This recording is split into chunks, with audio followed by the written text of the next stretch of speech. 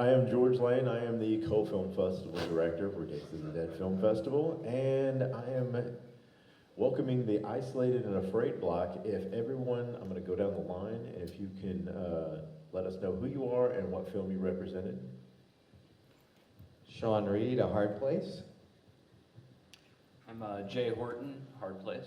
I'm Andrew Laabs, Hard Place. Stephen Morris, Hard Place. Matt Long, Cattywampus. Jaye Jameson, Not a Hard Place. See you already. All right, I'm going to start with A Hard Place. Probably the most pivotal thing that we saw was those awesome creature designs and those practical effects. How did you put those together? Who was the wizard that did that? So all the monsters were done by Robert Bravo, Bravo Effects. I've been working with Bravo for many years. He's done almost all of my movies, and he's just incredible. He built them all himself, performed, did all the, put people in them.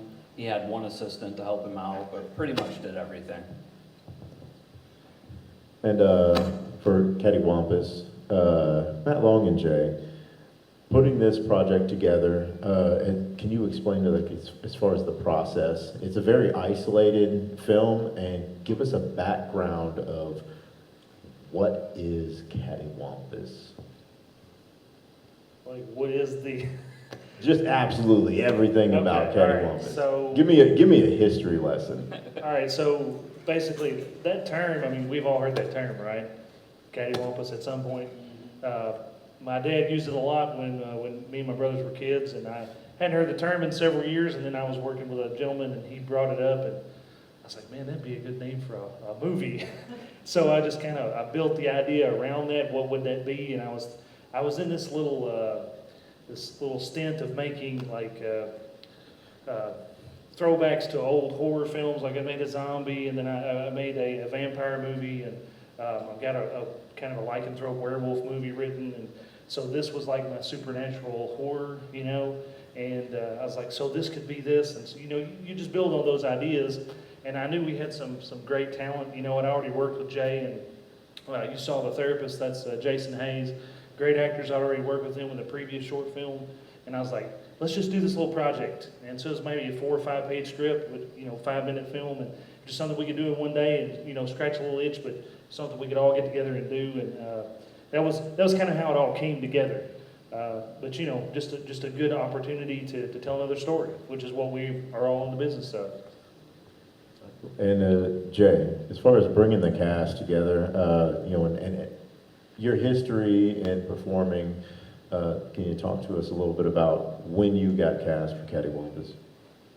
Well, I did a movie with Matt prior to that, actually a couple of movies, because he was a cinematographer on another one.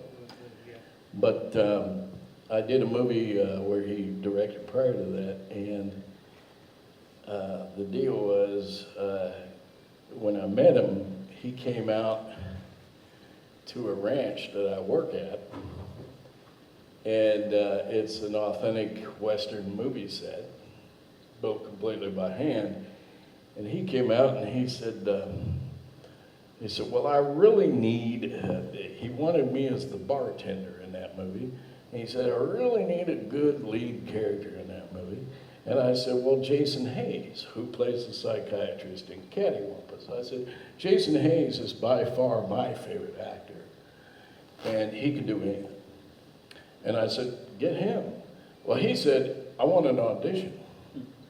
So we both auditioned for the same part, and he ended up casting me as the lead and Jason Hayes as the bartender. Well, we worked so good together. Jason and I have done probably 5, 6 films together now. And because we have such a mutual respect for each other, we work well together, that he just called us up one day and said, I want you two to do this movie.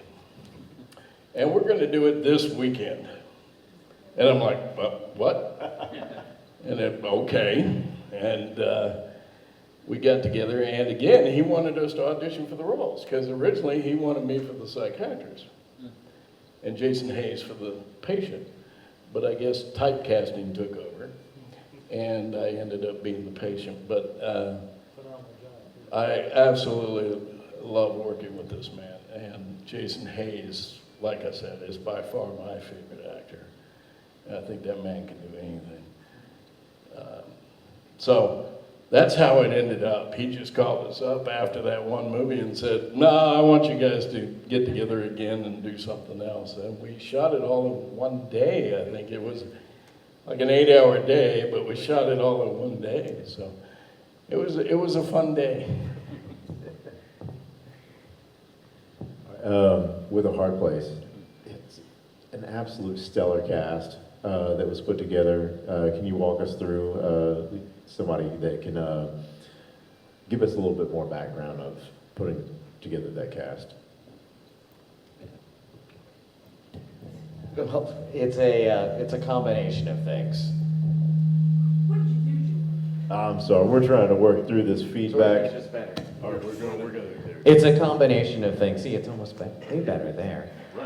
It's really like a combination of Jay's relationships and keeping those relationships going, and then bringing in new people and having them really mix in.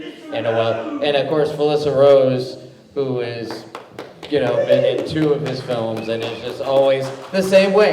Every time she comes on set, everyone just goes, "Felissa Rose!" So that's part of it, and I'm sure Jason has something to add. Yeah, I like working with a lot of the same people, and I like bringing in new people like Andy and what was your name? His name's Steve. No, but it makes it really fun, and it was my second time working with Felissa. She was also in Craving, and we just had a fantastic time. And I loved working with Glenn Laurie as well, and I've worked with Glenn Plummer a couple of times. My first time with Bai Ling, she was really fun. But I like really big casts, so I liked working with all these guys at the same time. Cattywampus, as far as structuring your film and like I said, because it's very isolated, finding your set, getting everything how you wanted to do, walk us through the process as far as that production. Well, like he was saying, I had my cast, so the hardest thing was finding the location, and we had several places I went, indie film, you just got to try to make something happen, so we were going places and, just asking, could we use this? Is this, we went to a psychiatrist's place, could we use your own? And of course they wouldn't.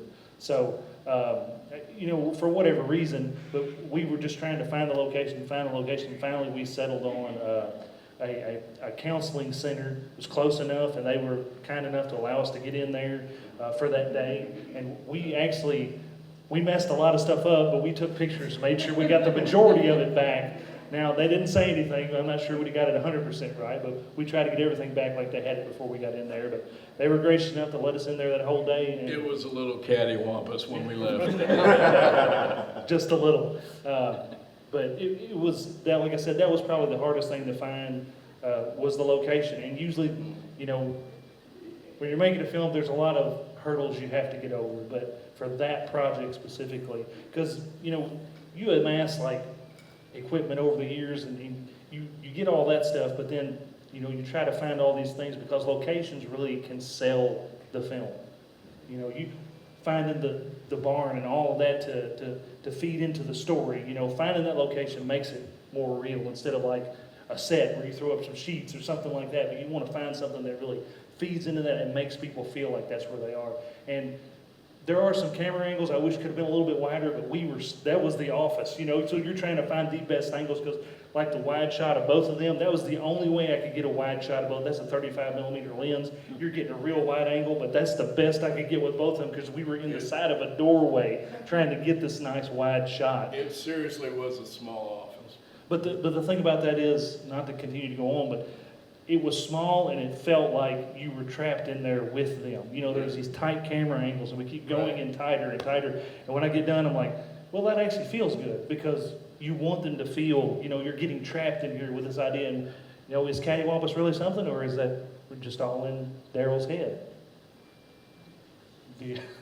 That's a question for you, because I got asked that afterward, and I'm like, well, I guess that's up to you to decide. Is there really something going on, or is it just all in Daryl's head? So.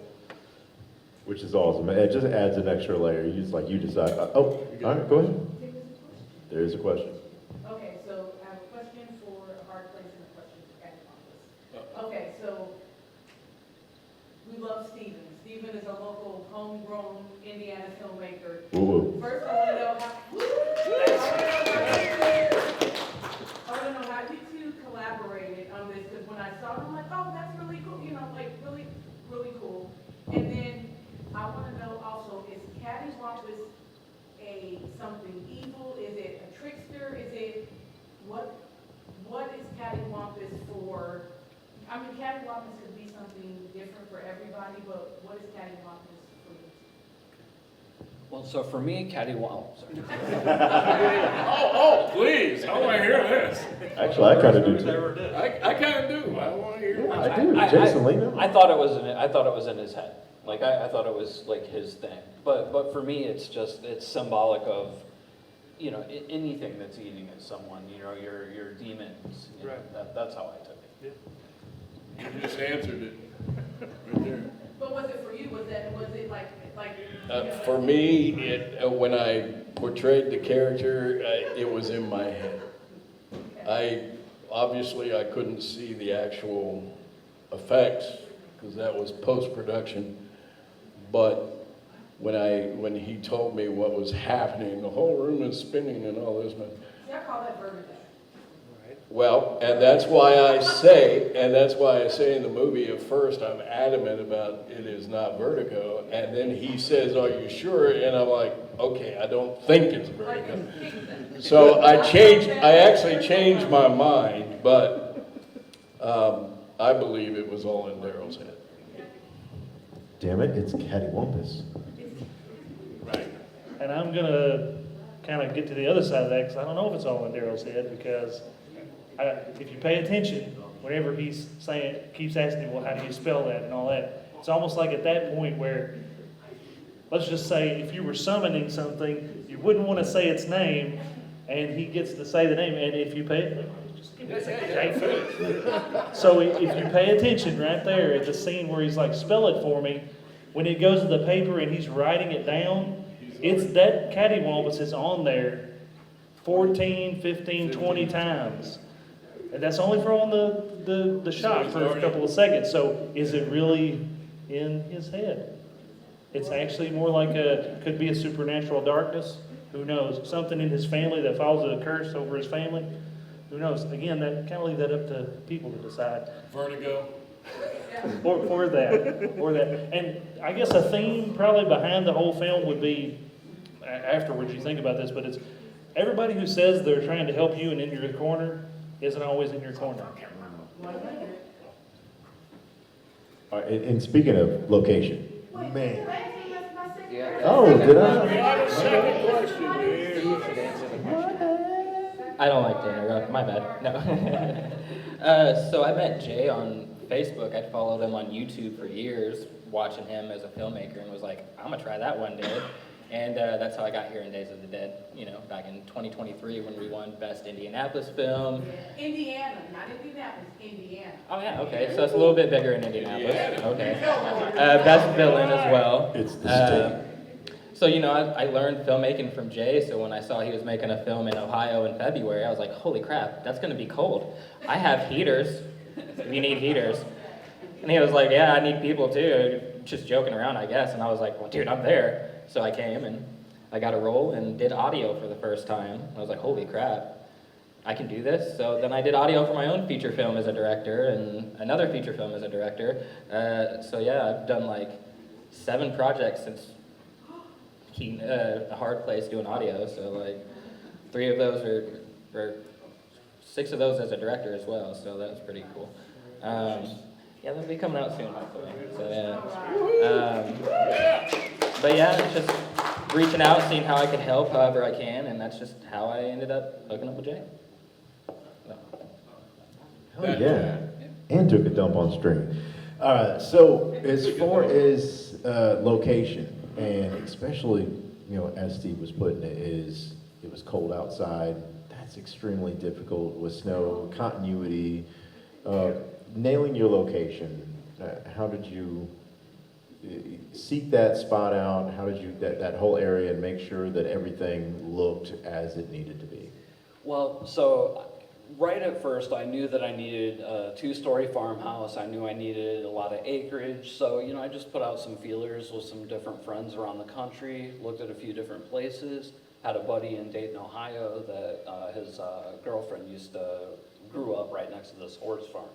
And it's a 50-acre horse farm. That was the barn, the house, all the woods. It was all their property. And it was called Heaven's Gate Horse Farm. It was Heaven's Gate before the famous Heaven's Gate. But yeah, and then I had never intended it to be in the snow. I mean, it was supposed to be like fall and gloomy, and you know, because of, you know, like the fundraising and whatnot, we ended up having to push to February. But still, you know, the weather was supposed to be clear. About, I think it was 24 hours before we filmed, it just dumped like 4 or 5 inches of snow. Well, And then, Ohio, yeah, and then it was warm the next day. yeah, and it was warm the next day. Yeah, by day 3, it was gone. So like, but what we did, because we shot pretty much in continuity. So, you know, the place where they're supposed to be with the monsters is kind of like a Garden of Eden, but when they come in, you know, it's like it's in the snow, it's the real world. Then they go through the tunnel and they come up and it's kind of melted. So I used that, and there are a few scenes where it's a little off, but, you know, the way I feel like if you're really looking at the snow continuity, you're kind of screwed anyway. But yeah, I mean, on a low-budget movie like this, location's everything. So like that location gave us so much production value and the space to do what we needed to do. Well, I thought the snow worked. Thank you. Yeah, I was happy with it. Like, yeah, I When think they pulled up in the snow, yeah. I was like, this is not good. Right, and it Right. added production value. And then that guy that never Yeah. spoke. Well, one last thing I'll say is because a lot of some of the close-up gore stuff, we literally like ran out of time in Ohio. So myself and Robert Bravo and a couple other people, he lives in Los Angeles. So we went to his house in Los Angeles in his backyard, got some fake snow, like put it on the ground and started doing inserts. So there's a lot of inserts in there that were actually shot in LA. Nice. Yeah. Other questions before I end up wrapping this up? Jason Levy. Hello, everybody. Enjoyed the film. I just wanted to ask, do you have any deleted scenes that you were going to put on the DVD? Yes, yeah, there are some. So we had, I know everything in it. there was a lot more like remote roles, you know, like the sexual reproduction stuff. Like I actually have a full on. Can I get that sent to me privately? Yes, yes.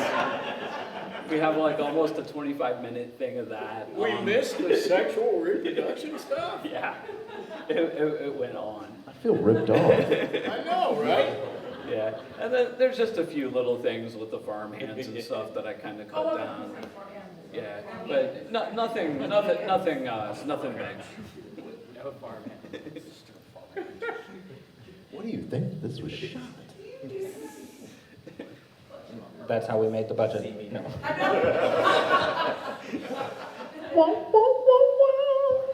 All right. That took a turn. A good turn though. We didn't have any outtakes, but thanks for asking. We were 100% OG. We love you.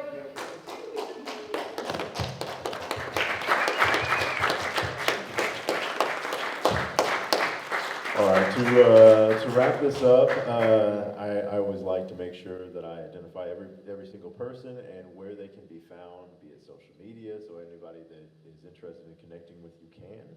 So with you. Sean Reid, Sean Alden Reid on Instagram, so that's pretty easy, and just find me on Jay Horton's page. He's real popular. Yeah, so you can find me pretty much everywhere at DJ Horton.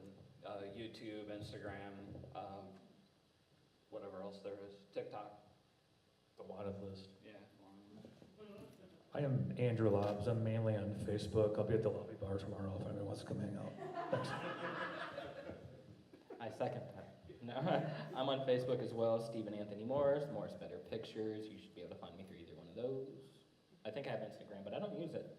I like Facebook. So, Charlatan. I get personal on Facebook. Instagram, they're just like, that's a picture. Real. You can find me on Facebook, Matt Long, and then on Instagram, I'm that Matt Long. And then you can find horse fighter visuals on YouTube, and there's a Facebook page as well. So any of those you can find it at. You're just gonna have to come see me personally. I'm not on social media. The Jaye Jameson I have my does not card. need social media. You're living the life. You're living the life. They can find you. They can just listen for your voice in the distance, and they'll find you. Yeah, right, yeah. Reid, R-E-I-D. Alden's the middle name, A-L-D-E-N. How many names you got? Short Alden Reid. Recognized. All right, guys, thank you so much. This has been Isolated and Afraid, the Isolated and Afraid block, Days of the Dead. This ends our Friday night because we had to end that Friday night strong. So, guys, thank you so much for attending, and I appreciate everyone's presence.